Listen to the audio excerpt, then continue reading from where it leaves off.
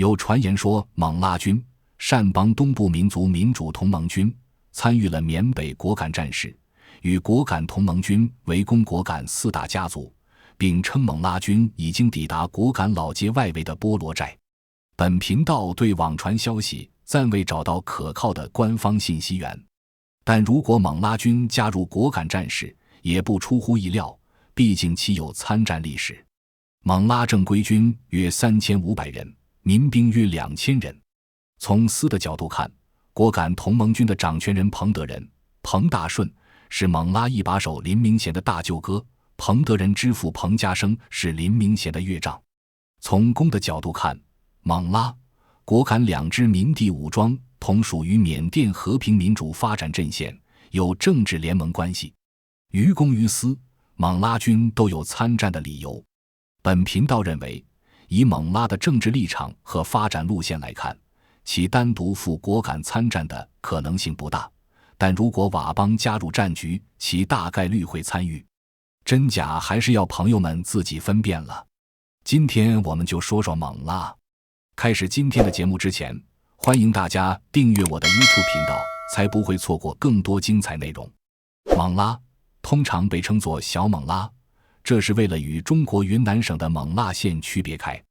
勐腊北边毗邻中国云南省西双版纳州，西边与北佤接壤，东边与老挝隔江而望，澜沧江，南边是东胆邦。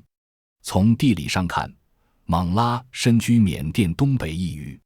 勐腊的面积不大，有4952平方公里，相当于1/7个海南省，人口约12万人。勐腊在缅甸政治格局中作为胆邦东部第4特区，常称作4特，现为缅甸善邦东部民族民主同盟军控制，即勐腊同盟军拥有高度的自治权。还是要把背景先交代一下，其实只要说到缅北的民地武，都要先交代这个背景，得反复交代，这个背景不清楚，就无法真正捋清缅北的政治格局。上世纪30至40年代，受中国抗日战争和解放战争的影响，缅共就是其中的一个重要分支。缅共的创始人之一即为昂山将军，昂山素季之父，其在缅共成立时担任总书记。解放战争末期，国军残部败退缅北，建立据点，为后期的反扑做打算。到60年代，在中苏关系破裂，国军残部威胁，缅甸政府出台一系列政策的背景下，中国出于巩固西南边防安全的需要，加大对缅共的支持和援助。期间，身在云南的一批知青将此视为改变命运前途的机会，也纷纷参与其中，成为日后缅北政治格局的一支重要力量。1970年代是缅共发展的鼎盛时期，在缅北建立了10万平方公里的根据地，辖区内有150至200万人口，有3万人的武装力量，成立了4个军区：东北军区、中部军区、815军区、101军区。这4个军区即为今天缅北割据势力的雏形。到了70年代末80年代初，裁撤了云南训练营和境外顾问组，停止物质支援。与此同时，两岸关系也得到改善，国军残部退出缅北。此时也处于东欧剧变、苏联解体前夕，国际共运进入低潮。另外，缅甸军政府也开始走温和路线，推行民族和解政策。在这一背景下，缅共逐步瓦解并走向分裂，以致名存实亡。说勐腊，必须先从一个人说起，此人名叫林明贤，缅名吴在林，江湖人送外号赛龙。林明贤生于1948年，其父是海南人，汉族，母亲是傣族，九股、棒赛人。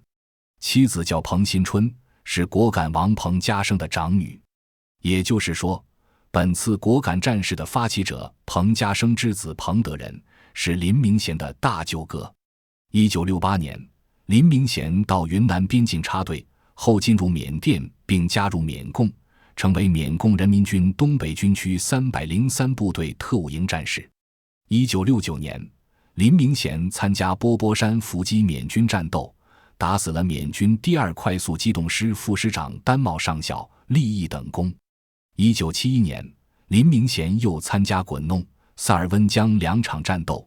因作战英勇又有智谋，被缅共2次授予缅甸人民英雄称号。1972年，缅共人民军攻取了现在的小勐拉地区，并在此建立815军区。林明贤被任命为该军区司令员，此时他年仅24岁。2年后，林明贤当选缅共中央委员，后在1987年当选缅共中央书记。基于前述的背景，此时的缅共已经名存实亡。1989年3月，果敢彭家声脱离缅共，拉开缅北政治生态重组大幕。4月，林明贤也脱离缅共。此后，他效法彭家声，与缅甸政府达成停战协议，成立善邦东部民族民主同盟军，设立高度自治的特区，后正式成立缅甸善邦东部第4特区，担任特区军政委员会主席。上世纪50至60年代，国军残部在缅北建立据点，以毒品作为主要经济来源。60年代中后期，缅共在缅北根据地内是采取强制手段禁毒的，但从80年代初开始，分裂后的缅共少了外援，也开始涉毒，包括勐拉，一度是缅北毒品种植、加工、贩运的重点地区。资料显示，1989年，勐拉地区种植鸦片有 2.2 万多亩，有4个毒品加工厂。1989年以后，随着缅共退出历史舞台，缅北的民地武装在意识形态上丧失了理想和目标，也没有了组织约束，逐步发展成为追求自身利益最大化的武装集团，贩毒活动越来越猖獗，在90年代达到顶峰。与前面说的要捋清缅北民地武装，就必须要先交代缅共一样，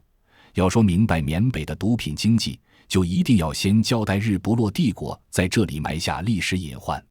自日不落帝国从1824年发动第一次侵缅战争开始，缅甸就沦为英国的鸦片种植基地之一。对缅北来说，从1888年英军进占滚弄渡起，这里就被大规模推广种植罂粟，以致在当地兴起了烟会，向中国西南腹地贩卖鸦片。因此，缅北通过种植和贩毒的手段解决财政收入，有其历史根源，勐拉当然也不例外。但出身知青的林明贤在1989年脱离缅共之后的表现有所不同。1991年，林明贤开始在其辖区禁毒，是缅北最早全面禁绝鸦片种植和毒品买卖的地区。此举得到中国和联合国禁毒署的高度赞赏，并给予专项资金、低息贷款和技术援助。1997年，勐拉作为无毒区得到联合国禁毒署的认可。借此，勐拉大力发展替代种植经济，重点发展橡胶、甘蔗、香蕉、茶叶和砂仁等农作物，给农民开办种植技术培训班，修水利，推广小型农业机械。以上这些，我国给予的帮助最大，加快了当地的农业转型。勐拉也是缅北经济社会转型最快的一个地区。除了发展替代种植经济，林明贤发现，勐拉可依托毗邻西双版纳的区位优势条件，吸引人群，发展旅游业加博彩业。于是，勐拉打造了很多特色旅游景点，如大金塔、艺术国门、卧佛寺、金四角民族乐园、禁毒纪念馆等，配套建设了一批度假酒店、购物中心。相比旅游业，勐拉更为重视博彩业的发展，因为这可以填补中国内地市场在该领域的空白。勐拉借鉴澳门，打造缅北小澳门，吸引内地游客，使博彩业成为是勐拉最重要支柱产业，并由此衍生了 KTV、洗浴中心、电玩城、性产型等娱乐链条，给当地带了巨额收益的同时，也成为罪恶之城。近些年，受边界管控和新冠疫情影响，勐拉的旅游业和博彩业严重下行。与缅北其他地区一样，勐拉也搞起了电诈。在看到中缅老泰4国联合打击电诈治理行动后，相比缅北其他地区，勐拉是响应速度最快、配合度最高的。勐拉在最开始就下达打击电诈指令，捣毁11处窝点，抓捕电诈犯罪分子269人，通过打洛口岸移送给中方。综上所述，蒙拉从最初的禁毒到发展替代种植，然后大力发展旅游加博彩，再看到大国对电诈零容忍后果断收场。我们可以发现，蒙拉地处善邦一隅，在实现自治以来是以经济建设为中心，在为人处事上比较灵活，且有一定的大局观。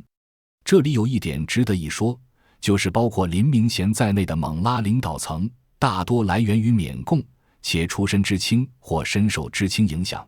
比如蒋志明是畹町深知青，罗长宝是昆明知青，且是从一个战壕了爬出来的经受战火洗礼的战友。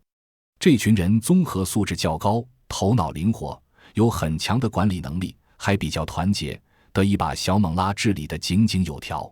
此外，蒙拉在面对缅甸军政府的政治态度上，采取高度自治，并承诺不独立、不分裂。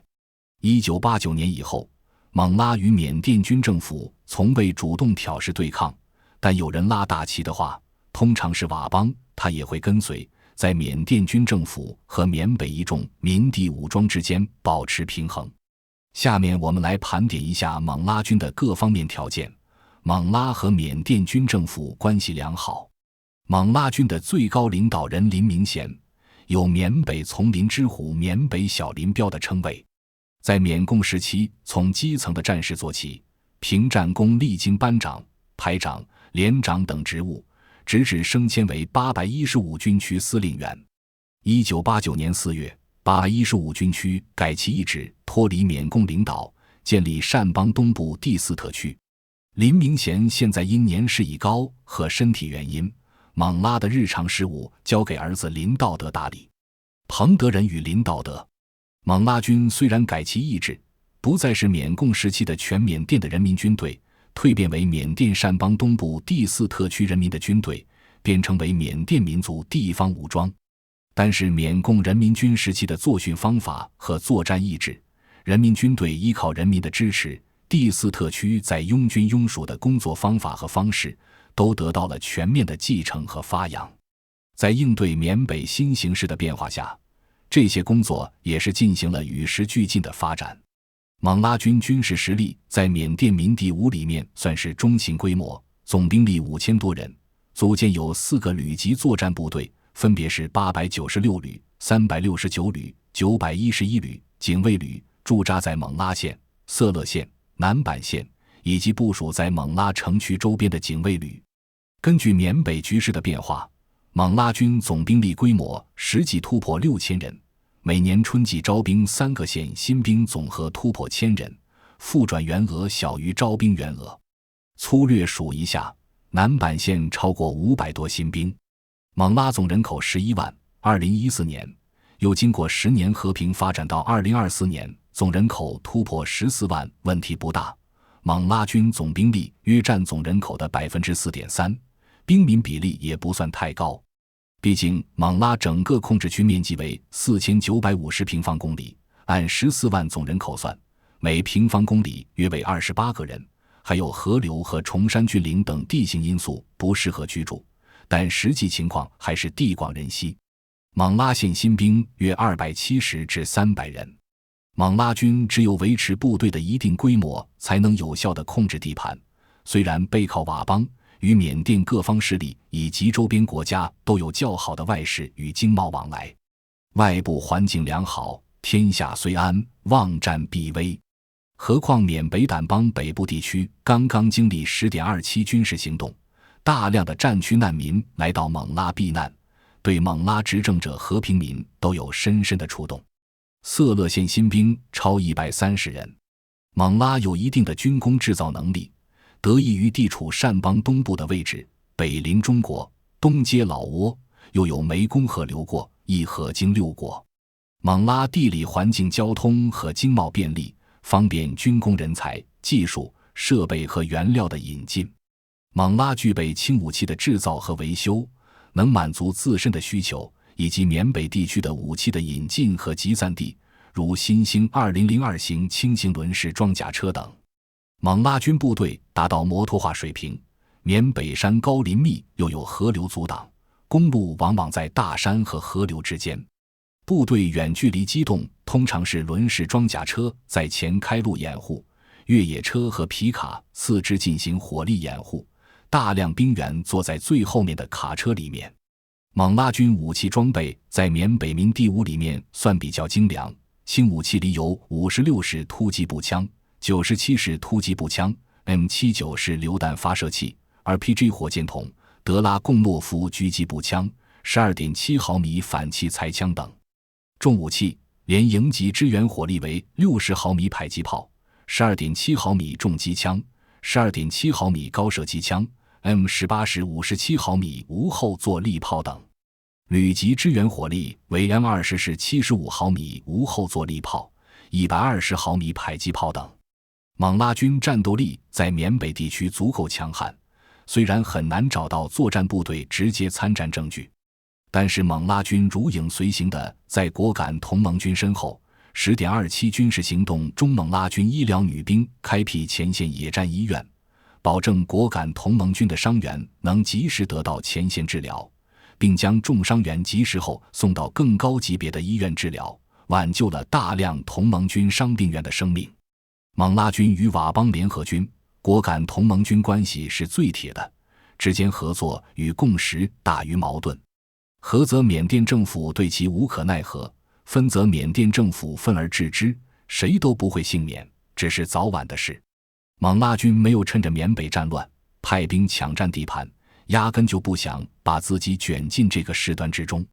暗地里，蒙拉军与佤邦联合军帮助果敢同盟军是一回事，明面卷进缅北战乱就又是一回事。蒙拉和平发展35年来，老百姓从人均每年200斤粮食吃不饱饭，肚子里没有油水，一天550克粮食，还要参加繁重体力劳动，实际上扛不住。到现在百姓吃饱饭，还能种植经济作物，手里略微有点闲钱。偏远山区还有竹木房屋，住的是差点是，但是生活上还是有了极大的改善。这些都是依靠和平环境发展起来的，一场大型战争的破坏就能使自己的发展退回到解放前。蒙拉不卷入到战争之中是明智的选择。人的贪欲起来是无穷无尽的，现在有多风光，未来就有可能多悲惨。好了，今天的故事就讲完了，欢迎朋友们订阅点赞我的 YouTube 频道，再会。